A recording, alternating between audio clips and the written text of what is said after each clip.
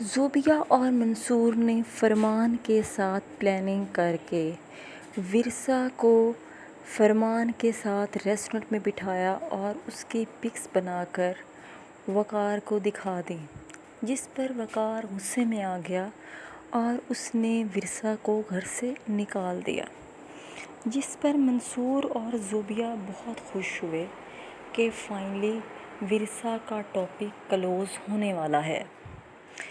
زوبیہ نے وقار سے کہا کہ تم کچھ سوچو کہ تم نے آگے کیا کرنا ہے، جس پر وقار کہتا ہے کہ مجھے یقین نہیں آ رہا، میں پہلے خود اپنے طور اس معاملے کو دیکھوں گا، پھر کوئی ڈیسیژن لوں گا۔ کچھ دنوں کے بعد پھر زوبیہ پوچھتی ہے کہ آخر تم نے تفتیش مکمل کر لی تو اب اونٹ کس کروٹ بیٹھا ہے؟ آخر تم اپنی بد کردار بیوی۔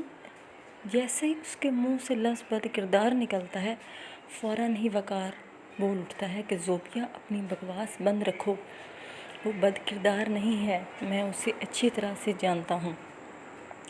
جس پر زوبیہ کو بہت غصہ آتا ہے کہ اب بھی اس کی عقل پر پٹی بندھی ہے، اب بھی ورثا کی محبت اس کی آنکھوں سے نہیں جا رہی۔ منصور بھی وقار سے کہتا ہے کہ تم ورثا کو طلاق دے دو، جس پر وقار کہتا ہے کہ آپ لوگ جذبات میں آ کر فیصلے کرتے ہیں، جبکہ میں ایسے فیصلے نہیں کرتا، میں ورثا کو آج ہی لے کے اس گھر سے جا رہا ہوں۔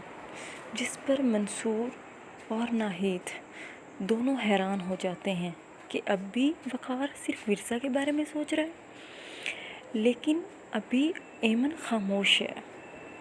لگتا ہے کہ اس نے اپنے بھائی کو حقیقت بتا دی ہے اور اب اسے ورثا کا احساس ہونے لگا ہے، کیونکہ جس کرب سے ورثا گزر رہی ہے اسی کرب سے ہی ایمن گزر رہی ہے۔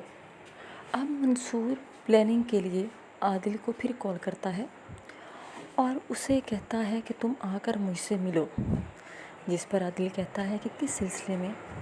تو منصور کہتا ہے کہ وہ تو میں تمہیں آ کر بتاؤں گا۔